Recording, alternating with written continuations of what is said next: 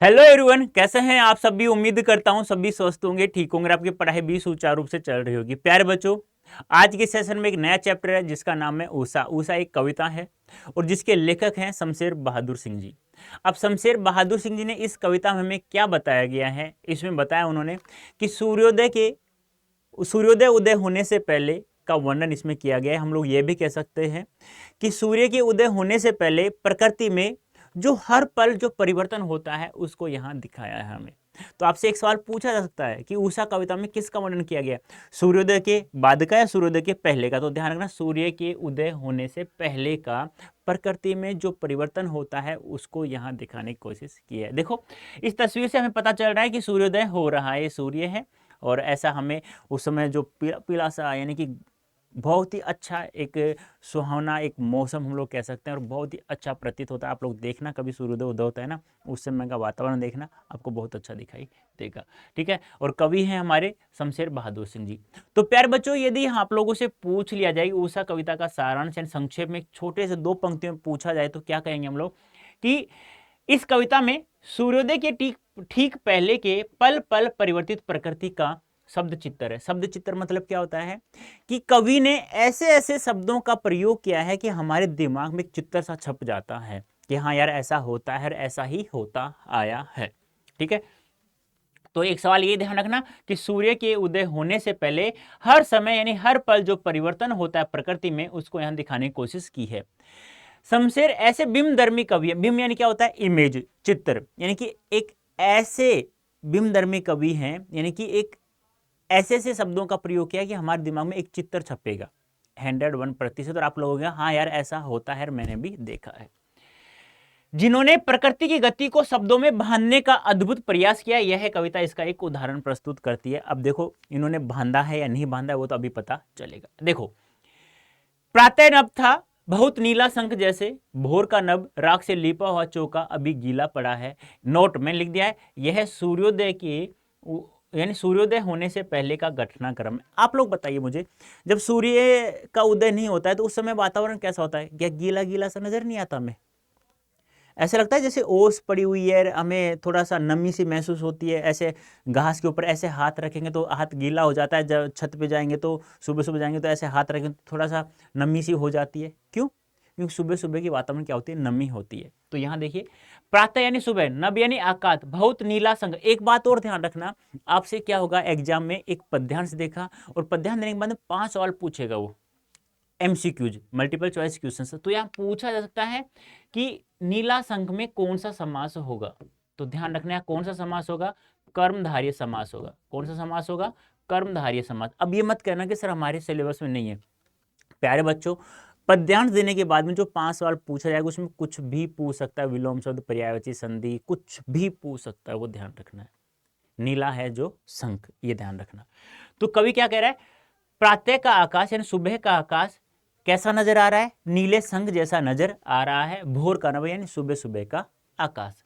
राख से लीपा हुआ चौका यानी कि ये जो आकाश है वो कैसा नजर आ रहा है कि आकाश को एक आंगन के रूप में, चौका यानी आंगन, यानी आकाश को क्या मान लिया कवि ने? आंगन मान लिया है कि यानी कि ऐसा लग रहा है जो आकाश है वह आंगन के रूप में दिखाई दे रहा है। और कैसा है? वह है लीपा हुआ चौका, यानी किसी ने राख से आसमान को आंगन समझकर किसी ने क्या कर दिया, लीप दिया है। अभी गीला पड़ा है, यानी कि सुबह सुबह के वातावरण में नमी होने के कारण वह कैसा नजर आ रहा है? आकाश रूपी आंगन नीला नजर, वो सॉरी गीला नजर आ रहा है। तो वापस देखिए, सुबह का आकाश नीले रंग जैसा दिखाई दे रहा है। सुबह का आकाश, राख से लीपा हुआ चौका अभी गीला पड़ा है और ऐसा लग रहा है कि आसमान रूपी आंगन को किसी ने राख से लीप दिया है और वह उस समय के वातावरण में नमी होने के कारण आकाश रूपी आंगन हमें गीला नजर आ रहा है। ठीक है, देख लीजिए व्याख्या। ये इसका प्रसंग है। काफी बच्चों से आपसे नहीं पूछा जाएगा सीबीएसई में तो, एनसीईआरटी में तो, कि प्रसंग नहीं आएगी, सह प्रसंग व्याख्या कीजिए। जिन बच्चों की सह प्रसंग व्याख्या की पूछी जाती है तो उनके लिए मैंने लिख दिया है। ठीक है, ये ध्यान आपको रखना है। व्याख्या देखिए, कवि बताते हैं कि सुबह का आकाश ऐसा लगता है मानो नीला शंख हो, अर्थात प्रातःकाल आकाश शंख के समान गहरा नीला दिखाई दे रहा है। वह स्वच्छ व निर्मल दिखाई दे रहे हैं, साफ दिखाई दे रहा है। इस समय वातावरण में नमी होती है तो आकाश ऐसा लगता है मानो राख से लिपा हुआ कोई चौका अर्थात आंगन हो। और हम ये और बात कह सकते हैं, यहाँ शहरीकरण का वर्णन नहीं किया गया है, ग्रामीण चित्र शैली का वर्णन किया है। जिस प्रकार गांव में सुबह सुबह महिलाएं उठकर अपने आंगन को राख से लीप देती हैं, वैसा नजर आ रहा है। तो हम ये भी कह सकते हैं कि उषा रूपी स्त्री ने, तो ध्यान रखना इस कविता में मानवीकरण अलंकार है। ध्यान रखना पूरी की पूरी कविता में मानवीकरण अलंकार है। क्यों? कि उषा को क्या माना गया है? स्त्री माना गया है। यानी कि जैसे ही सुबह सुबह स्त्री उठती है, उठते ही वह अपने आंगन को राख से लीप देती है। और राख से लीप देगी, जब हम लोग सुबह उठेंगे तो वह आंगन हमें गीला नजर प्रतीत होता है, गीला नजर आता है, क्योंकि वो राख से लीपा गया है तो गीला तो होगा, सीधी सी बात है। पानी डाल कर तभी तो लीपेंगे हम उसे। तो वही यही बात बताई जा रही है कि यह आंगन नमी के कारण गीला लग रहा है। दूसरे शब्दों में हम कह सकते हैं कि उषा रूपी स्त्री ने आसमान रूपी आंगन को अभी अभी राख से लीपा हो और उसमें अभी क्या है? नमी है। जैसे ही स्त्रियां सुबह सुबह आंगन को लीप देती है तो वह गीला आएगा, सीधी सी बात है। लेकिन इस समय कवि क्या कह रहा है कि सुबह सुबह के वातावरण में नमी होने के कारण वह हमें गीला नजर आ रहा है। तो रटना नहीं है। कैसे रटोगे? देखो क्या बताया गया इसमें, ध्यान सुनना कि सुबह सुबह का आकाश कैसा नजर आ रहा है? नीले संग जैसा। गीला प्रतीत क्यों हो रहा है? क्योंकि सुबह सुबह के वातावरण में नमी होती है, इस कारण वह गीला नजर आ रहा है। आकाश को क्या मान लिया गया है? एक आंगन मान लिया गया। आंगन को लीपा कौन? एक ग्रामीण रूपी स्त्री ने, उषा रूपी स्त्री ने। आई बात समझ में? नेक्स्ट, अब ये देखो, आपसे पूछा जाएगा कि निम्नलिखित पद्यांश में कैसे शब्दावली का प्रयोग किया गया? तो देश तत्सम शब्दावली। देश यानी देसी भाषा, गांव के शब्द। तत्सम यानी संस्कृत भाषा के शब्द। ये भी ध्यान रखना है आप लोगों को, ठीक है? हाँ, आकाश की तुलना नीले संग से करने का नया उपमा अलंकार है, ये भी ध्यान रखना है। जहां जहां कर्मधारय समास होता है लगभग लगभग वहां पर हमारा उपमा अलंकार होगा, ये भी ध्यान रखना है। अर्थात पूरे पद में उपमा अलंकार प्रयोग किया गया है। शंख यहाँ पवित्रता का प्रतीक है। आपसे पूछा जा सकता है यहाँ पे जो ये शंख है किसका प्रतीक है? आप लोगों को पता है शंख पवित्रता का प्रतीक कैसे होगा? क्योंकि शंख का प्रयोग मंदिर में किया जाता है और मंदिर में होगा तो पवित्रता का प्रतीक होगा। ध्यान रखना ये, ठीक है?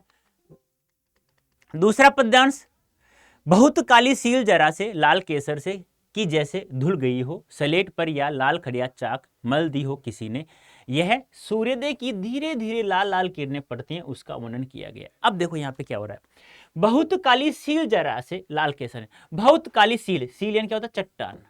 क्या होता है? चट्टान। यानी कि ऐसा नजर आ रहा है कि किसी काली चट्टान, बहुत काली चट्टान पर किसी ने लाल केसर डाल करके उसे धो दिया है। अब देखो, आकाश को पहले क्या माना गया? आंगन। अब आकाश को क्या माना जा रहा है यहाँ पे? एक काली चट्टान जैसे, और उस पर क्या डाल दिया गया है? लाल केसर।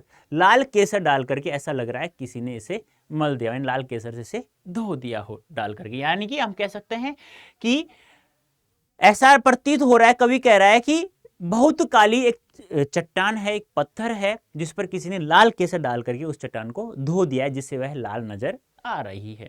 सलेट पर या लाल खड़िया चाक मल दियो किसी ने। अब यहाँ एक बच्चे के रूप में कहा गया है सलेट या लाल खड़िया, यानी किसी बच्चे द्वारा काली काली सलेट पर लाल खड़िया चौक द्वारा, यानी जो लाल चौक, लाल खड़िया चौक यानी लाल चौक मल दी हो किसी ने। यानी कि जैसे कि मान लो हम लोग कह सकते हैं ये काली सलेट है, ये ऐसे होती है सलेट, ये काली है। अब इस पे किसी ने क्या कर दिया है? लाल रंग मल दिया हो किसी ने, इस प्रकार से मल दिया हो, और किसके द्वारा? एक नन्हे मुन्ने बच्चे के द्वारा। तो मानवीकरण अलंकार हो गया। तो क्या हो रहा है? वापस देखिए, कवि कह रहा है कि ऐसा प्रतीत हो रहा है कि किसी ने बहुत काली चट्टान पर लाल केसर डाल करके किसी ने उसे धो दिया है, उस काली चट्टान को। या एक नन्हे मुन्ने बच्चे द्वारा अपने नन्हे मुन्ने हाथों से लाल चौक से सलेट पर क्या कर दिया हो? किसी ने मल दिया हो, यानी किसी ने रगड़ दिया हो। यानी काली सलेट है वो कैसी नजर आ रही है? लाल लाल नजर आ रही है। तो अब आकाश हमें कैसा नजर आ रहा है? लाल के लाल लाल नजर आ रहा है। आकाश को क्या माना? एक काली चट्टान माना, फिर हमने एक सलेट मान लिया है, ठीक है? देखो ये प्रसंग है, आप लोगों को काम करनी है, जिसके काम का वो देख लीजिएगा।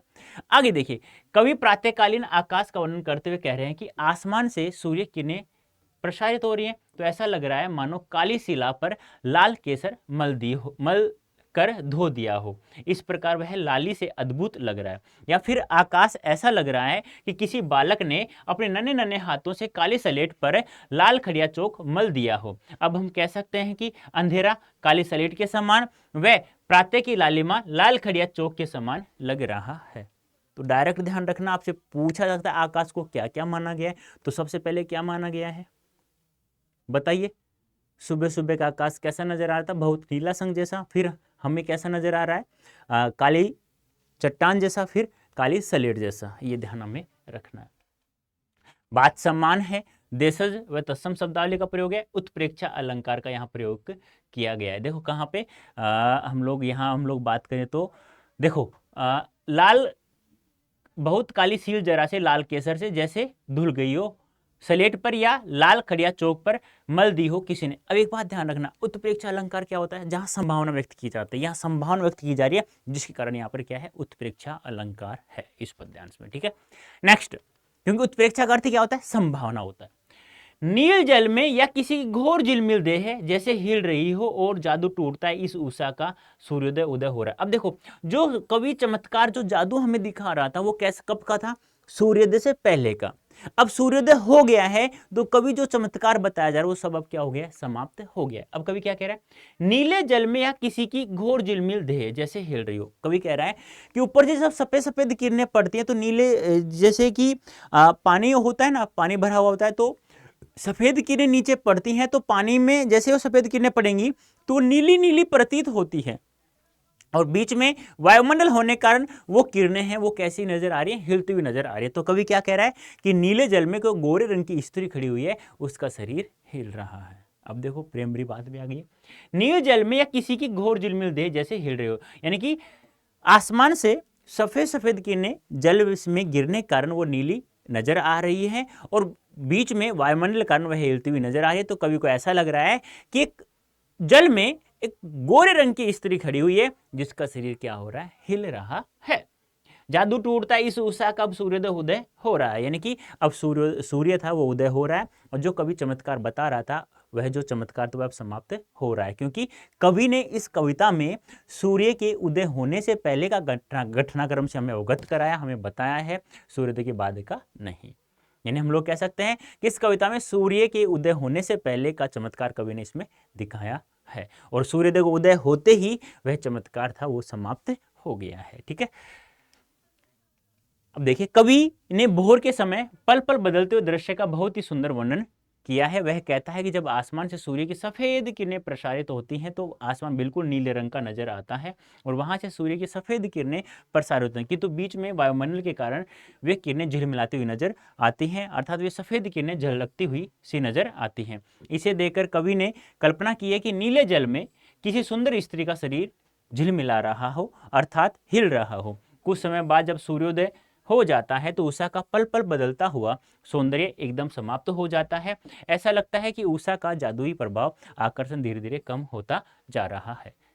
उत्प्रेक्षा अलंकार है, देशज व तत्सम शब्दावली का प्रयोग किया गया, मान विकरण पूरी कविता में है, और लय वर्ण के आवर्तीकरण यहाँ अनुप्रास अलंकार का प्रयोग किया गया। अब देखिए ध्यान से, इस कविता में कुछ भी नहीं है, 2 मिनट की कविता है। देखो सबसे पहले सूर्य था, आसमान था वो नीले संग जैसा नजर आ रहा था, नीला नजर आ रहा था, और सुबह सुबह का आकाश फिर वह गीला नजर आ रहा था। क्यों, क्योंकि सुबह सुबह वातावरण नमी होने का वह गीला नजर आ रहा था, क्योंकि एक उषा रूपी स्त्री ने आसमान को आंगन समझकर राख से लिप दिया, जिससे वह गीला नजर आ रहा था। दूसरे पद्यांश में आसमान को काली चट्टान जैसा बताया गया, और ऐसा नजर आ रहा था ऊपर से जो लाल लाल किरणें पड़ रही हो, तो ऐसा नजर आ रहा था किसी ने लाल केसर डाल करके उस काली चट्टान को किसी ने धो दिया हो, इसलिए लाल नजर आ रहा था। तीसरी बात बताएगी कि आसमान को एक काली स्लेट जैसा बताया गया है, और एक बच्चे द्वारा लाल लाल चौक द्वारा उस पर मल दिया हो, इससे लाल नजर आ रहा है। तीसरे में जो सूर्योदय से सफेद किरणें पड़ रही थी तो नीले जल में, तो ऐसा नजर आ रहा था कि वो जो किरणें पड़ रही थी सफेद से वो नीली नजर आ रही थी। क्यों, क्योंकि बीच में वायुमंडल होने के कारण,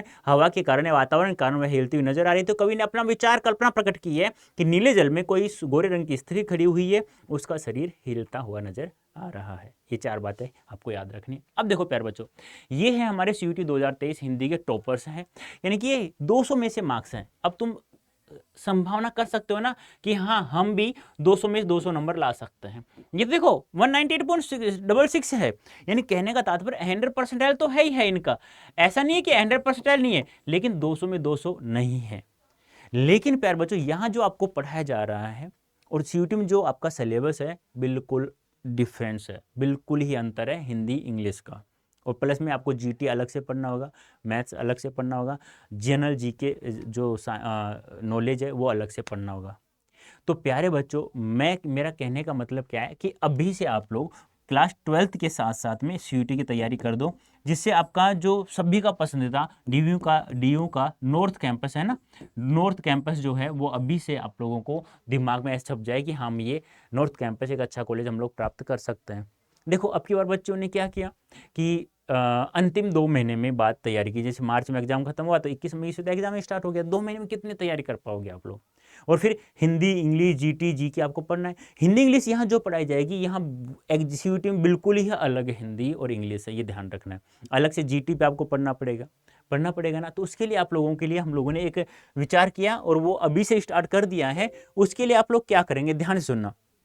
ऐसे आप लोग गूगल ओपन कर लेंगे, ऐसे गूगल ओपन करते ही आप लोग क्या करेंगे, यहाँ लिखना है आप लोगों को अड्डा 24/7। क्या लिखना है, अड्डा 24/7। अड्डा 24/7 सेलेक्ट करने के बाद में यहाँ जाना हमको, ठीक है। यहाँ जाने के बाद में यहाँ जो ऑल कोर्सेज है इसको सेलेक्ट करना है। सेलेक्ट करने के बाद हमें अंडरग्रेड एंट्रेंस एग्जाम में जाना है, उसके बाद हमें सीयूटी को सेलेक्ट करना है। अब देखो यहाँ जाना है और कहीं नहीं जाना, हमें यहाँ जाना है सीयूटी महापैक में। ये महापैक क्या है, जब तक सीयूटी का एग्जाम नहीं होगा दोस्तों तब तक यह कोर्स आपके पास रहेगा। दूसरी सबसे बड़ी बात, जितने भी कोर्स हम लोग लॉन्च करेंगे सीयूटी एग्जाम तक वो सब आपको फ्री ऑफ कॉस्ट मिलेंगे जब आप लोग महापैक में इनरोल कर लेंगे। जितने भी टेस्ट सीरीज हम लोग स्टार्ट करेंगे वो सब आपको फ्री ऑफ मिलेंगे। साथ में आपको फिजिकल बुक आपके घर भी पहुंचाई जाएगी, ई बुक भी आपको दी जाएगी। तो बहुत सारे फायदे हैं। महापैक के अलावा आपको कुछ भी परचेज नहीं करना, ये ध्यान रखना है। यदि आपको अब यहाँ क्या करना है, आपको अपनी जो आपका डोमेन सब्जेक्ट है, आपकी जो ऑप्शनल सब्जेक्ट है वो सेलेक्ट करना है। साइंस है, ह्यूमैनिटीज है, क्या है, मान लो ह्यूमैनिटीज है, ठीक है। चलो ठीक है, सेलेक्ट कर लिया। अब यहाँ बाय नाउ करेंगे। अब देखो कितने का था ये, 11,000 कुछ का था ना। अब देखो यहाँ हमें कोड यूज करना है। कोड में जो बता रहा था ना अभी आपसे, वही कोड यहाँ पे यूज करना है आप लोगों को, ठीक है। हाँ, क्या था, Y551, क्या था, Y551। जैसे हम ये कोड यूज करते हैं, अप्लाई करते हैं, तो यहाँ देखना ये जो कोर्स था हमारा 11,000 12,000 कुछ था ना, 12,999 था। अभी कितने का हो गया, मात्र 10,789 का हो गया बेटा। अब क्या करना है सर, ठीक है हम लोग इनरोल हो गए महापैक में, अपने फायदे तो बता दिए, लेकिन आगे क्या करना है। अब देखो हिंदी इंग्लिश बिल्कुल अलग है, सीधी सी बात है, जीटी अलग से पढ़ना पड़ेगा आप लोगों को। उसके लिए अब आप लोग क्या करेंगे, जब भी समय मिले 1-1 घंटा रोजाना पढ़ना है और नोट्स बनाना है। ध्यान रखना, बिना नोट्स के काम नहीं चलेगा।